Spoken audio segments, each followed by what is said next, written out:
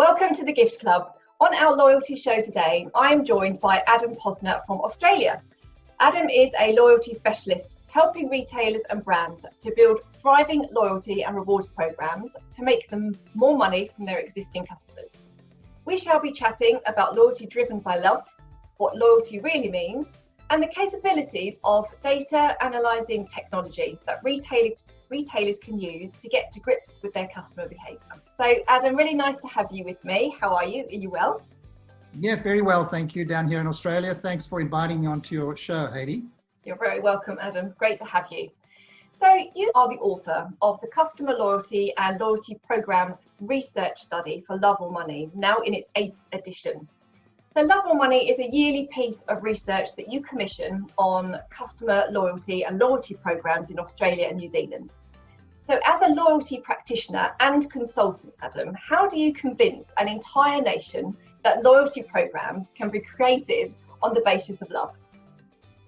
Wow, that is really cutting. That's really cutting to the heart in the question. It's really a great question.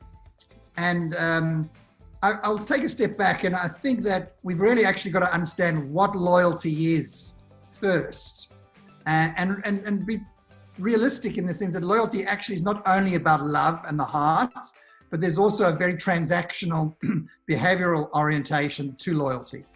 And in fact, educating the brands and businesses I'm on a mission to get them to understand what loyalty actually is when they interact with their customers in all different settings, retailers, FMCG brands, B2B, doesn't really matter what you interact with. So from our studies, we've now defined loyalty as the intersection of behavior and belief. Now, behavior is the transactional connection you have with the brand. So you buy a lot, you buy often, but it's fundamentally a financial connection. You're transacting. And belief loyalty is the emotional connection to the brand or business. And so that is belief in their purpose and who they are and their products and their services and so on. But going deeper to that in our study is we look at trust. We also look at love. Do they love the brand? And fundamentally, as a proof point, would they actually recommend it?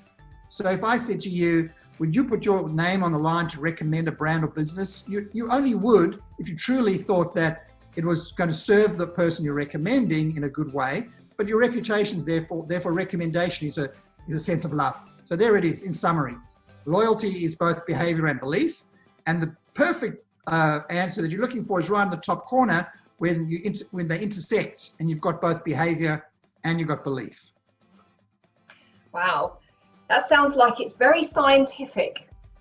Yeah, look, well, if it's data driven, it's science. But if you're looking for that emotional connection, it's not so scientific. So there is a bit of art and there is a bit of science. In fact, it's both. You know, I wrote an article not so long ago. You can find it on my website, which is about, a psychologist and a data analyst walk into a pub, and they're talking about loyalty programs and why one is more important than the other. And the psychologist is all about understanding the behaviors and the motivations and all of that sort of human behavior psychology, and that's why they're more important.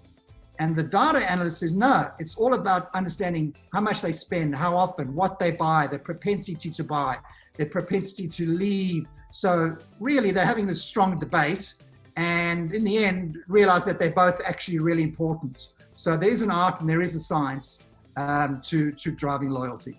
The whole point is that we're all trying to find our way in loyalty land. And I talk with brands and businesses, and in fact today, just recently, one brand, and I talked to 16 people in their business, and I asked them all, what do they think loyalty is? And they all give me slightly different versions with different similar words, but not all the same, hence the human race. So I don't think there's one universal definition, but my universal definition is loyalty is the intersection of behavior and belief, love and money. And it's not the same all the time with every brand and every business. Some it goes up, some it goes down. Some categories are just all about them. There's only a transactional connection. And some brands, you have an absolute love, and that's all, you line up outside for the next release. We won't mention that brand, or will we? Apple. So there's certain brands that people are obsessed.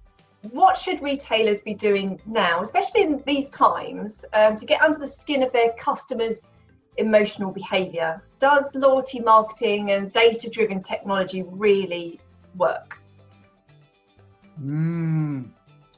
Okay, good question again. Does it really work? Well, when I get into this question of does it really work, it all depends on the goals and measures of success and how you define what it means when you say, does it really work? Clearly, with the use of data and understanding how much what people buy, when they buy, and when you offer up a personalized benefit or reward that understands who they are, understands their behaviors, past, maybe their prediction, what they might, then yes, it will motivate a transaction or an outcome. So it does work because you understanding who they are from their behaviors, you're trying to serve up an offer that or a message that's relevant to who they are in their behaviors, such that, they know me. So show me that you know me, which is a big part of loyalty, which is the whole personal piece. But there are 5 fundamentals to building what I would call a quality program proposition, and which data can help. But fundamentally, there's a transactional offer, then there's an experiential offer. So with more than money, show me that you know me more than money and give me experiences with your brand. Then there's a utility or a functional offer, save me time, make my life easy. And then there's a personal offer, and show me that, again, you know me through my data, through tiering, through exclusivity, through ego, whatever it is. And then there's a social connection or a community based offer, bringing me together to belong. So if you can get those 5 layers together and you nail them, then you'll have the perfect blend of a program. Now, especially in 2020, and never mind the world and its reality, is people are actually far more anxious and I guess more emotional than they've ever been in history, I would suggest. That's just my view. I haven't been in history, but the anxiety around the world, and therefore the emotional radar is really up. So brands that really connect emotionally and are sensitive and understand their customers, and not just selling and selling and selling, which clearly we need to do because we need to keep businesses thriving. But sensitivity is critical. And actually is more about less of selfish and more of selfless. So more of that giving back and trying to support your customer base, but clearly also offering them something to transact with, because we need to keep the commerce going. Great.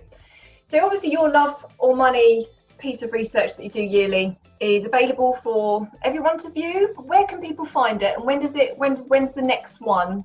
Yeah, so on my website, thepointofloyalty.com.au is the site. The study's there under For Love or Money, which is now branded study. I have a free executive summary, so they can just download the summary, because it's a 91-page report. It's a robust study. It's done independently. I commission it, and it's got a robust sample size.